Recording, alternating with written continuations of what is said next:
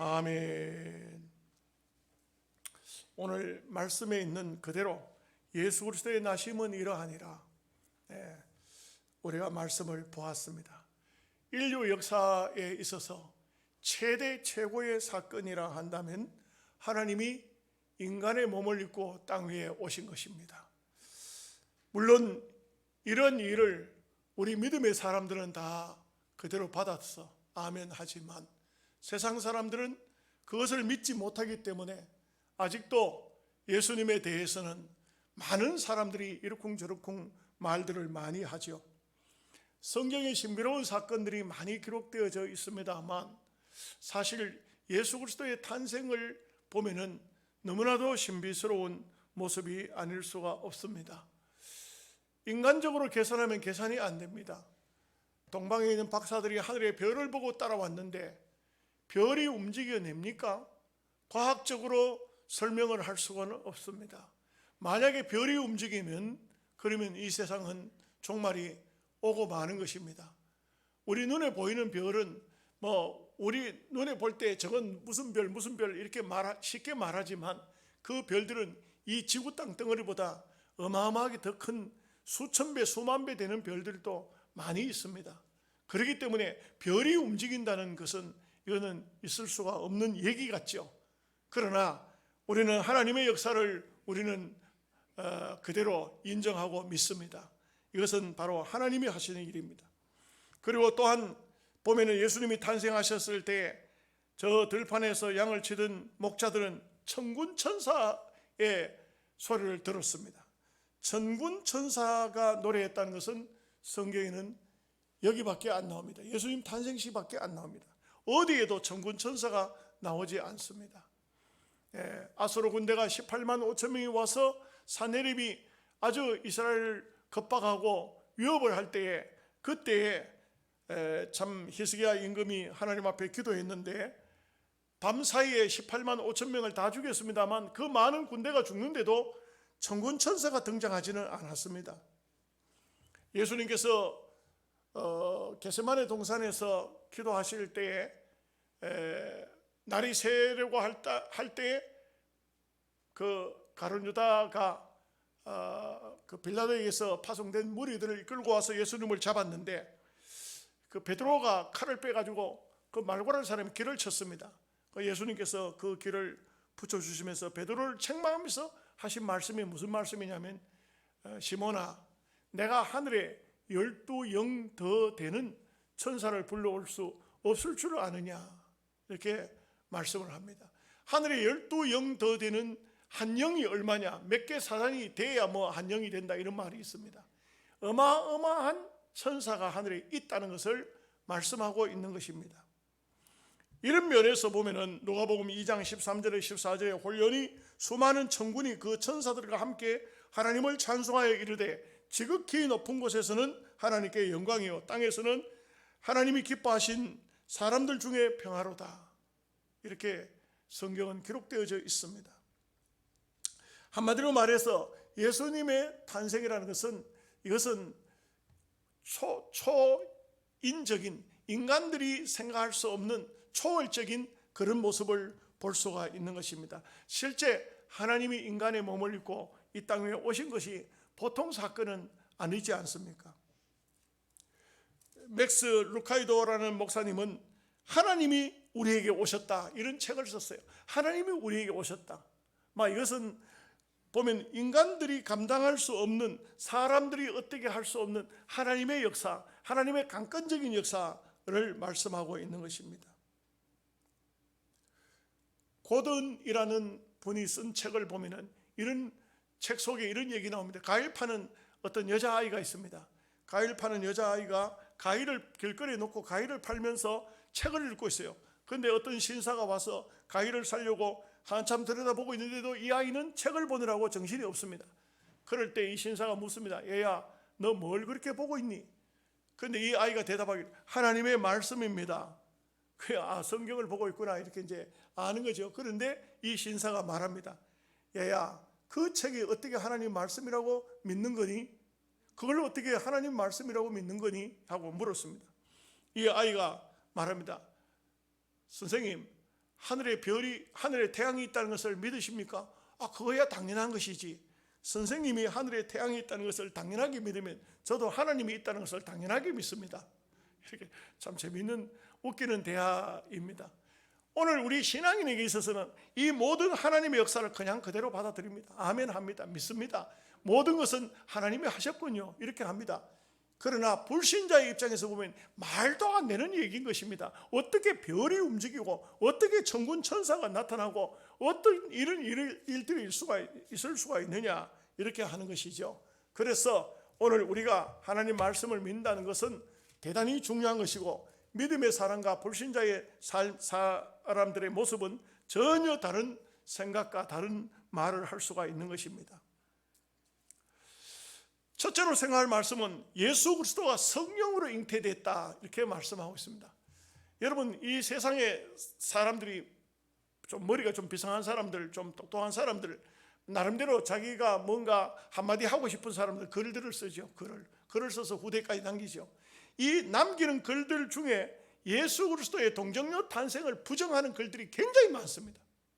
한마디로 말하면 어떻게 여자가 임신하는데 남자 없이 임신할 수가 있느냐, 이것을 믿지 못하는 사람들이 너무너무 많습니다.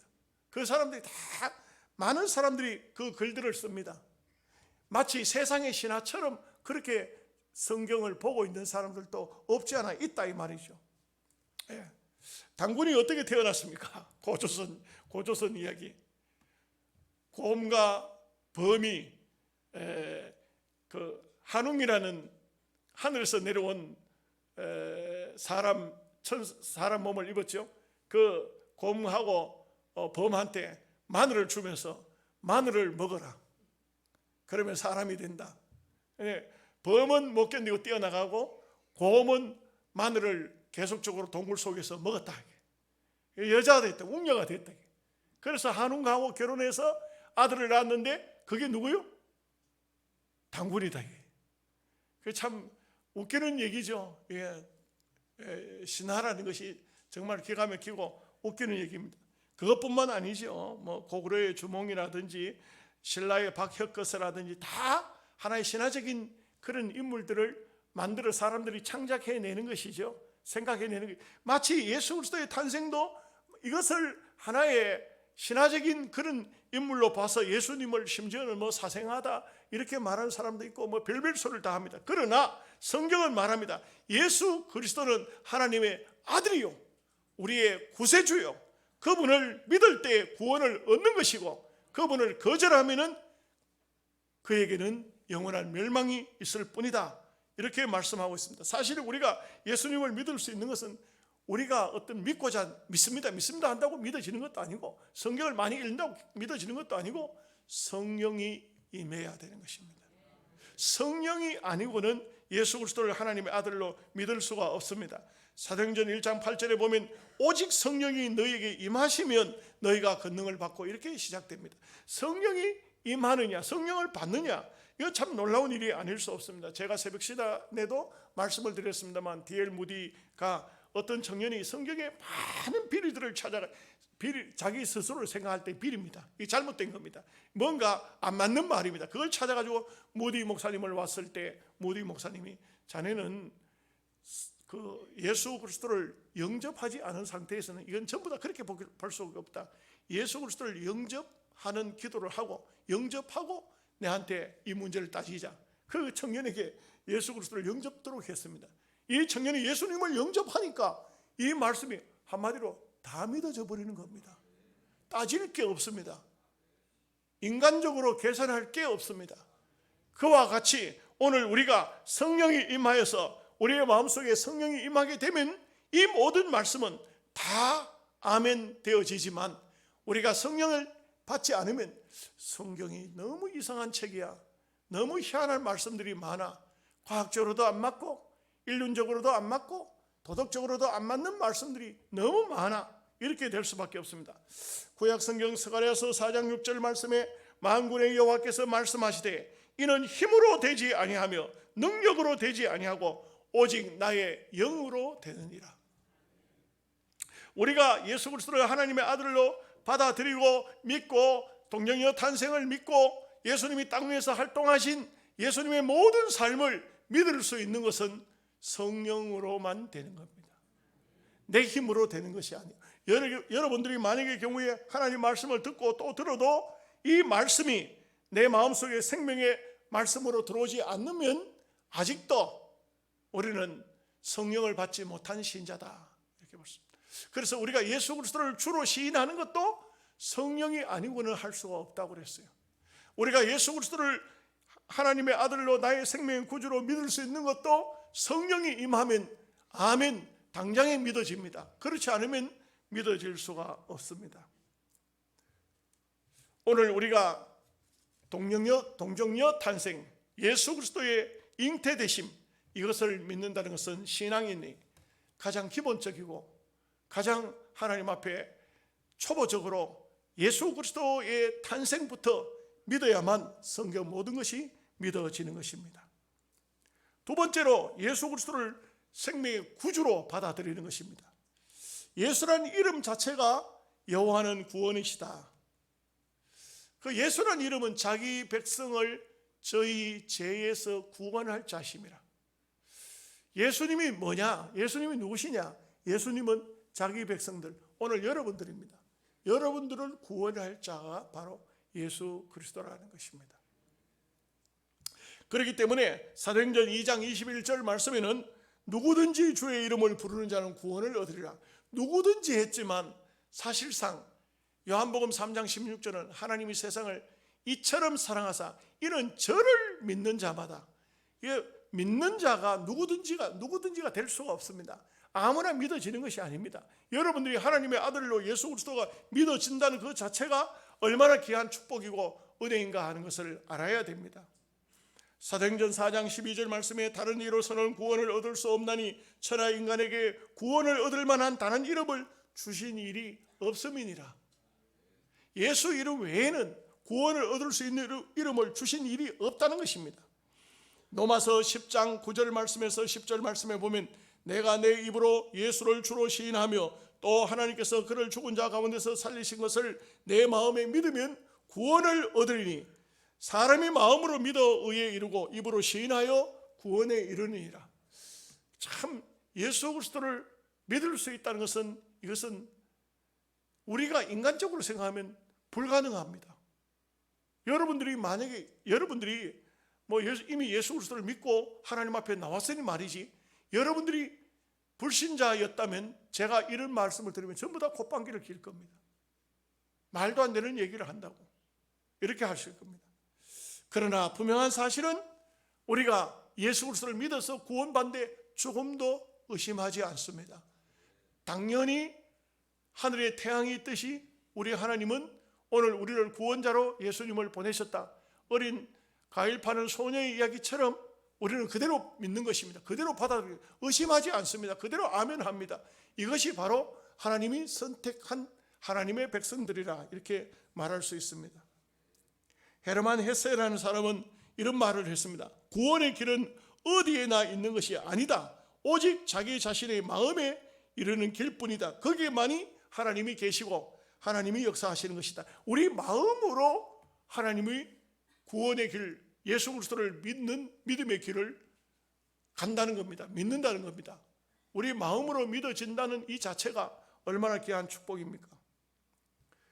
옛날 빅토리아 여왕의 아버지가 컨트라는 사람이 있었는가 봅니다. 그 사람이 어떤 글을 썼어요. 내가 구원을 얻는 것은 공작이기 때문도 아니요 현 왕의 부친이기 때문도 아니라 오직 나는 죄인이기 때문에 구원을 얻은 것이다. 자기가 죄인이라는 이것을 깨닫고 예수님을 영접한다는 이 자체가 얼마나 귀한 축복입니까? 존 칼빈은 인류의 구원은 하나님의 절대적인 의지와 목적을 따라서 정해진 것이다.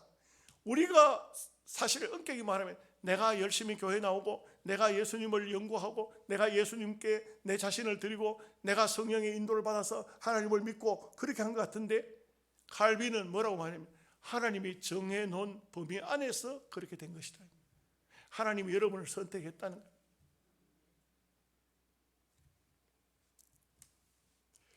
거예요. 옛날 우리 노회에 그 청송교회, 지금은 교회 이름이 청송업교회인데 거기에 그 김성하라는 분이 와서 부흥회를 했어요. 그래서 부흥회, 시골 교회, 우리는 노회마다 교회마다 부흥회를 하면은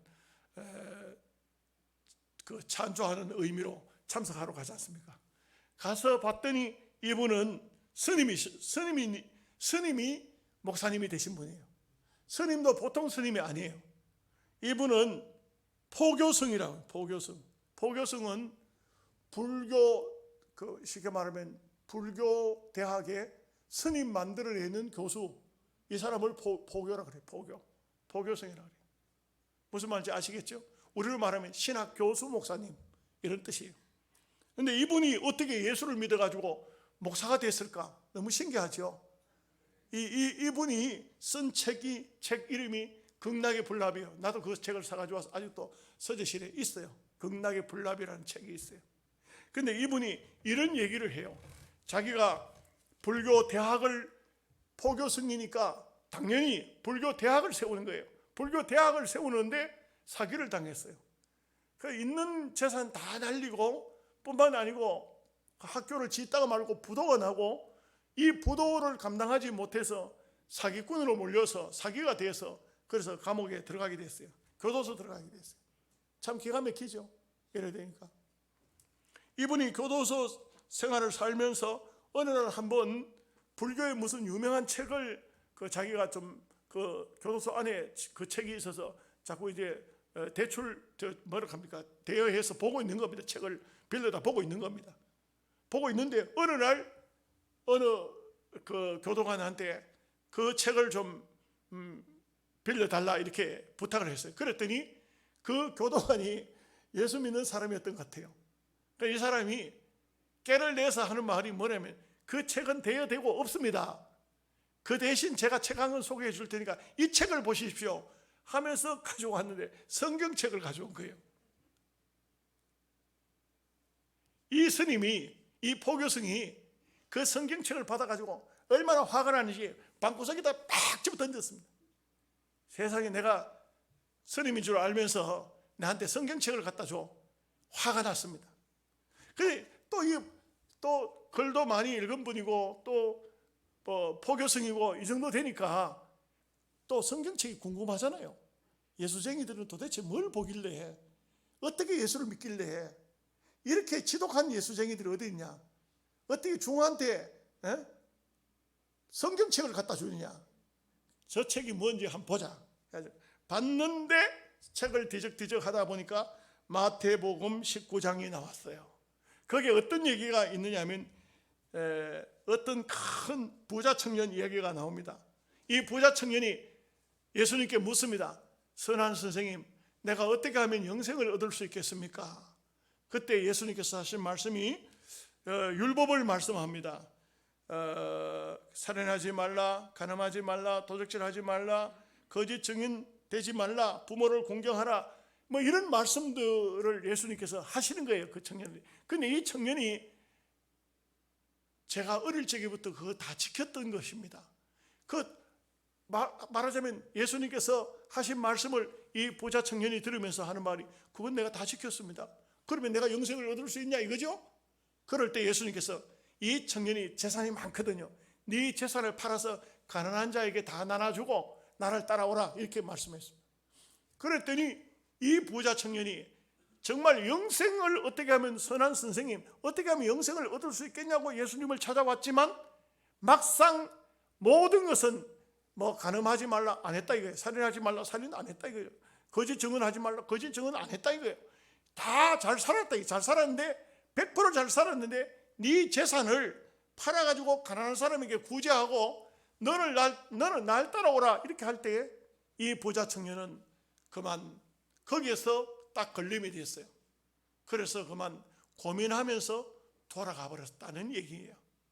그런데 이 고민하면서 돌아가 버렸는데 예수님이 좀 실망을 하셨는지 아니면 교훈하시기 위해서 말씀하셨는지 이렇게 말씀하는 겁니다.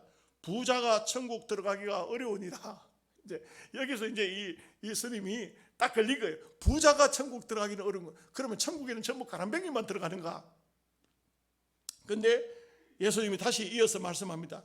다시 말하노니 낙타가 바늘기로 들어가는 것이 부자가 하나님 나라에 들어가는 것보다 쉬우리라. 낙타가 바늘기로, 뭐 바늘기라는 거 구구한 또 해석이 또 있어요. 근데 뭐 하여간 낙타는 어마어마하게 큰 동물입니다. 근데 바늘기로 들어갈 수 있느냐? 못 들어가죠. 못 들어가지 않습니까? 이와 같이 부자가 천국 들어가기가 어려우니라 이렇게 말씀했어요. 제자들이 묻습니다. 그러면 하나님의 나라는 누가 들어갑니까? 당연하잖아요. 김성하라는 사람이 여기에 이제 초점이 딱 꽂힌 거예요. 도대체 누가 천국에 들어가는가? 그때 예수님께서 하신 말씀이 사람으로서는 할 수 없는데 하나님으로서는 할 수 있느니라. 이게 답이었어요. 여기에 딱 걸려가지고 이분이 한마디로 말해서 깨진 거예요. 그렇구나.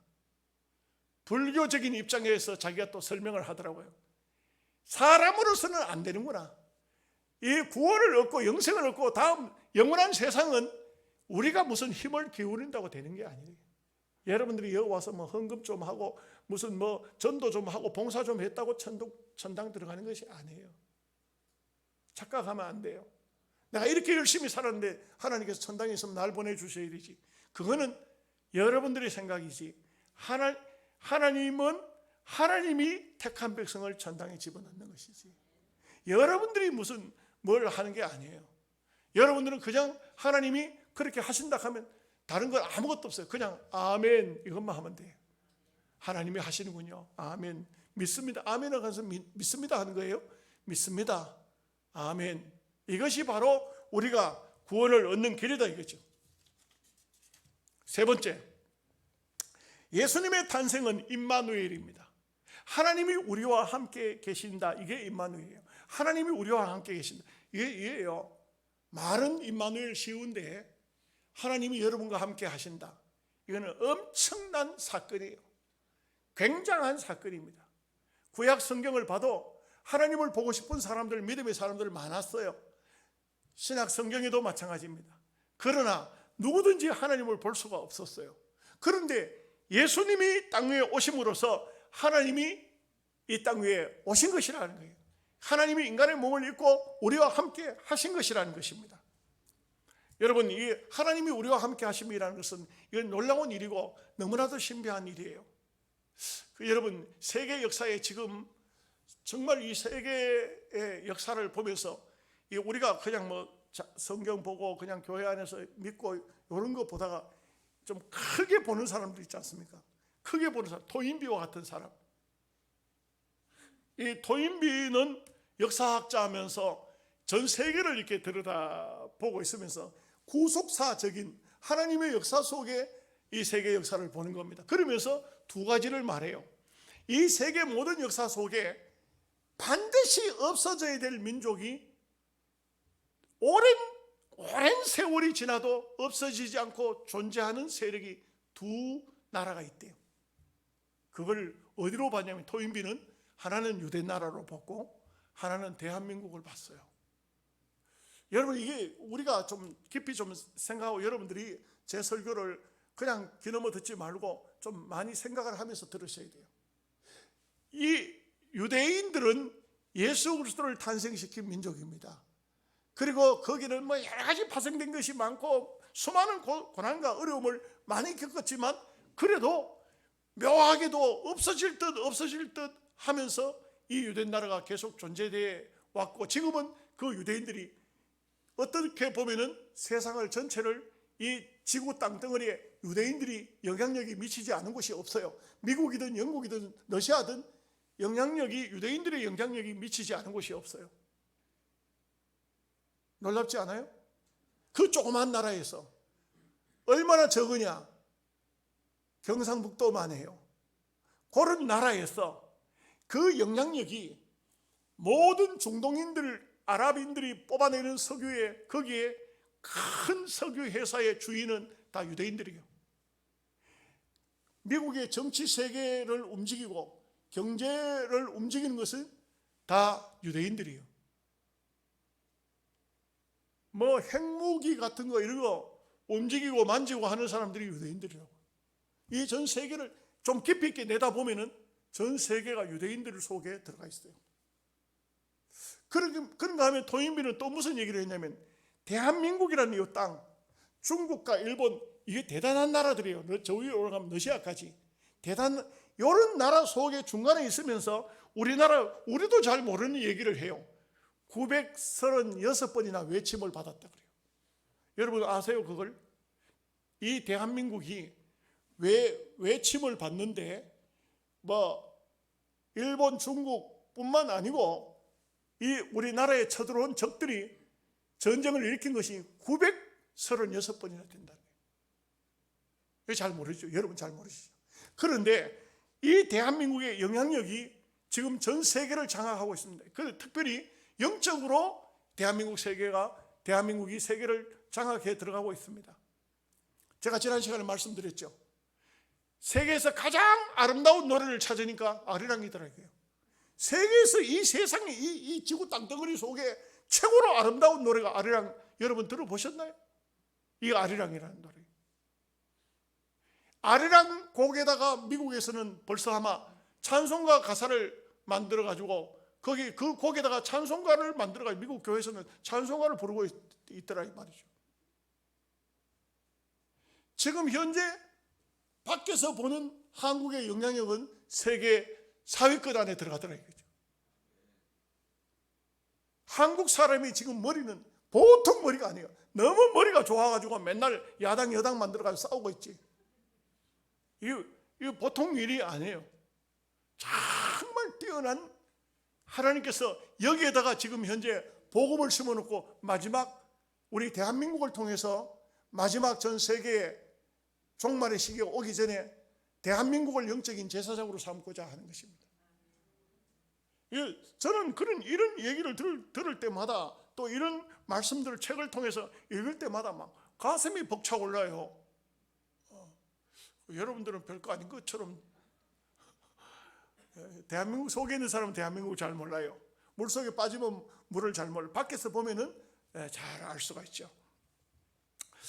여러분, 우리는 어떻게 보면은 하나님이 우리와 함께 계시는 겁니다. 하나님이 함께 하시는 나라. 하나님이 도우시면 우리 대한민국 한국교회는 마지막 순간 전 세계를 장악하는데 대한민국이 나갈 것입니다. 벌써 아프리카 어느 나라에서는 국어를 한국어로 선택한 나라들이 생기고, 지금 여러분 그 한국에서 만드는 무기들도 지금 아프가니스탄으로 들어가고 있고, 수많은 나라들이 지금 한국의 무기들을 지금 수입하고 있어요. 왜냐하면 한국의 무기 속에는 전자회로가 세계가 개발할 수 없는, 중국도 따라올 수 없고 저 독일 같은 나라도 따라올 수 없는 전자회로를 대한민국이 만들고 있더라고요. 한국 사람들은 뭐든지 한다고 하면 해버려요. 얼마나 잘하느냐. 어떤 특별한 어떤 전자제품을 누구도 만들 수 없는 그런 전자제품을 어디 해외에서 개발했다. 그러면 이거 한국에 가져오면요, 과학자들한테 갈 필요도 없어. 청계천에 가면 일주일 만이면 만들어낸대. 이 한국 사람 머리는요, 세계 사람이 따라올 수가 없는 그런 머리를 가지고 있대. 그러니까요, 이게 문재인 정권에서 막 원자력 발전소 다 없애고 했습니다만, 이게 앞으로 다 개발시켜야 돼요. 전 세계를 이게 그대로만, 뭐 어떤 과학자 그런 말 하더라고요. 그대로 원자력을 그대로 개발했고 원자력 그 발전 과학자들을 밖으로 안 내보냈더라면 대한민국은 그걸 가지고 전 세계 경제에 대한민국만이 가지고 있는 브랜드가 전 세계 경제를 이끌어 나갈 수 있는 그런 차원이라는 겁니다. 그러니까 우리가 뭘 해야 되겠습니까? 정말 이 나라의 지도자가, 옳은 지도자가 나오도록 그렇게 기도해야 되는 거예요. 좋은 지도자가 나와야 됩니다. 오늘 보니까 우리 군수님도 참석하셨는데, 참 우리가 적은 데서부터 시작해가지고 나라의 대통령까지, 군에서부터 시작해가지고 도의뿐만 아니고 대통령까지 정말 믿음의 사람들이 건전한 정신을 깬 이런 분들이 이 나라 이 민족을 이끌어 나가면은 전 세계를 대한민국이 장악한 날이 멀지 않아 온다고요. 이런 귀한 축복이 임마누엘 축복, 하나님이 함께하는 이런 축복이 오늘 여러분들에게도 있으시기를 주님의 이름으로 축복합니다. 아멘. 기도하겠습니다.